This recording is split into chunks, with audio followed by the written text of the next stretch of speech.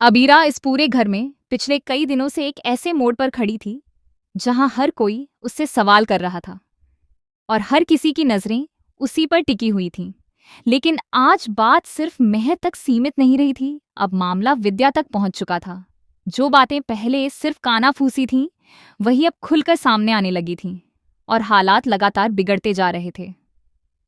घर का माहौल पहले ही तनाव से भरा हुआ था, लेकिन जब से विद्या ने यह जिद पकड़ ली थी कि अभीरा मायरा का केस नहीं लड़ेगी, तब से स्थिति और भी बिगड़ गई थी।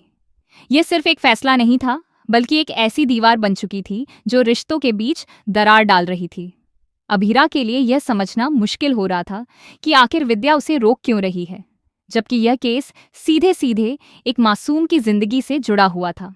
अरमान इस पूरे मामले में अभीरा के साथ खड़ा था। वह जानता था कि अभीरा बिना किसी गलत इरादे के सिर्फ सच और इंसाफ के लिए लड़ रही है। इसीलिए वह विद्या से साफ शब्दों में पूछता है कि आखिर उसे इस केस से इतनी परेशानी क्यों हो रही है। अरमान की आवाज में गुस्सा भी था और दर्द भी, क्योंकि उसे समझ नहीं आ रहा था कि जब बात मायरा की भलाई की है तो कोई भी इसका विरोध कैसे कर सकता है। विद्या कुछ पल के लिए चुप हो जाती है, लेकिन उसकी आंखों में बेचैनी साफ झलक रही थी। वह जवाब देने से बचने की कोशिश करती है, लेकिन अरमान के सवाल उसे लगातार घेरते रहते हैं। आखिरकार वह कहती है कि उसे अभीरा पर भरोसा नहीं है और वह नहीं चाहती कि वह इस केस को हाथ में ले। लेकिन यह जवाब किसी के भी गले नहीं उतरता, खासकर अरमान के। अरमान और भी ज्यादा सख्त हो जाता है और कहता है कि जब मेहर ने पहले ही इतने सालों पहले उनके परिवार के साथ गलत किया था, तब विद्या ने कभी इतनी चिंता नहीं दिखाई थी। आज अचानक जब मायरा की असली माँ उसके हक में खड़ी हो रही है, तो विद्या को इतनी परेशानी क्यों हो रही है। यह सवाल सिर्फ शब्द नहीं थे, बल्कि एक ऐसा आईना थे जो विद्या को उसकी ही सच्चाई दिखा रहे थे। विद्या की चुप्पी अब बेचैनी में बदलने लगी थी। वह बार बार अपनी बात बदलने की कोशिश करती है, लेकिन हर बार वह और ज्यादा फंसती जाती है। माहौल इतना भारी हो जाता है कि घर के बाकी लोग भी चुपचाप यह सब सुन रहे होते हैं। हर किसी को लग रहा था कि आज कोई बड़ा सच सामने आने वाला है, लेकिन कोई भी पूरी तरह तैयार नहीं था। अभीरा इस पूरे विवाद के बीच खड़ी सब कुछ सुन रही थी। उसके चेहरे पर दर्द भी था और आत्मविश्वास भी। वह जानती थी कि अगर वह पीछे हट गई तो मायरा को इंसाफ कभी नहीं मिलेगा। लेकिन उसी समय उसे यह भी महसूस हो रहा था कि इस घर में कुछ ऐसा है जो अभी तक छिपा हुआ है, और वही छिपा हुआ सच शायद सबसे ज्यादा खतरनाक है। जैसे जैसे बातचीत आगे बढ़ती है, अरमान का शक और गहरा हो जाता है।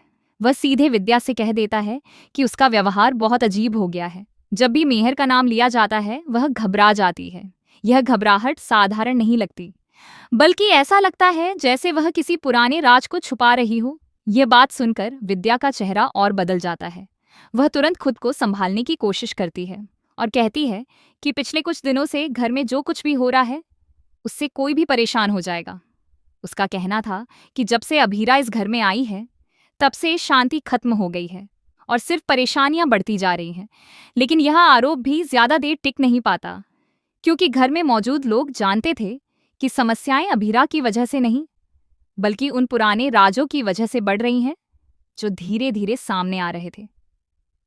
आर्यन की शादी से जुड़ी रुकावटें, फिर अचानक रिश्तों का टूटना और फिर सच का एक एक करके बाहर आना, ये सब किसी एक व्यक्ति की वजह से नहीं हो सकता था। अभीरा चुपचाप यह सब सुन रही थी, लेकिन अंदर ही अंदर वह टूट भी रही थी। उसे महसूस हो रहा था कि उसे हर बार दोषी ठहराया जा रहा है, जबकि वह सिर्फ सच्चाई के लिए खड़ी है। लेकिन उसने खुद को संभाला हुआ था, क्योंकि वह जानती थी कि अगर उसने अभी हार मान ली तो मायरा के लिए इंसाफ की उम्मीद भी खत्म हो जाएगी। अरमान भी अब पूरी तरह से खुलकर सामने आ जाता है और कहता है कि यह सब सिर्फ संयोग नहीं हो सकता। मेहर का नाम आते ही विद्या का डरना, उसका हर बात से बचना और लगातार अभीरा को दोष देना, ये सब किसी बड़ी सच्चाई की तरफ इशारा कर रहा है। उसे लग रहा था कि इस पूरे मामले में कुछ ऐसा है जो अब तक किसी ने नहीं देखा या जानबूझकर छुपाया गया है। विद्या भावनात्मक रूप से टूटने लगती है। वह कहती है कि यह घर अब पहले जैसा नहीं रहा। हर तरफ तनाव है, हर तरफ सवाल हैं और कोई भी सुकून नहीं है।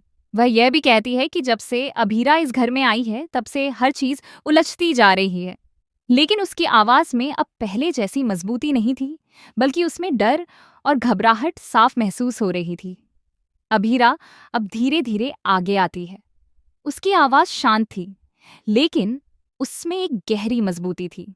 वह कहती है कि अगर सच बोलने से घर में तूफान आता है, तो वह तूफान झेलने के लिए तैयार है, क्योंकि उसे झूठ की शांति नहीं चाहिए, उसे सच का सामना चाहिए। और अगर मायरा के लिए उसे किसी भी हद तक जाना पड़े, तो वह पीछे नहीं हटेगी। इस बात ने माहौल को और गंभीर बना दिया। हर कोई समझ रहा था कि अब यह सिर्फ एक केस नहीं रहा, बल्कि एक ऐसी लड़ाई बन चुकी है जिसमें रिश्ते, भरोसा और पुरानी यादें सब दांव पर लग चुके हैं। विद्या की आंखों में अब कुछ और ही भाव था। ऐसा लग रहा था जैसे वह कुछ कहना चाहती है, लेकिन कह नहीं पा रही। जैसे उसके अंदर कोई ऐसा सच दबा हुआ है जो बाहर आते ही सब कुछ बदल देगा। लेकिन वह अभी भी खुद को रोक रही थी। अरमान यह सब देखकर और भी ज्यादा यकीन करने लगता है कि विद्या कुछ छुपा रही है। और अब वह ठान लेता है कि इस पूरे मामले की तह तक जाना ही होगा, चाहे सच कितना भी बड़ा क्यों न हो।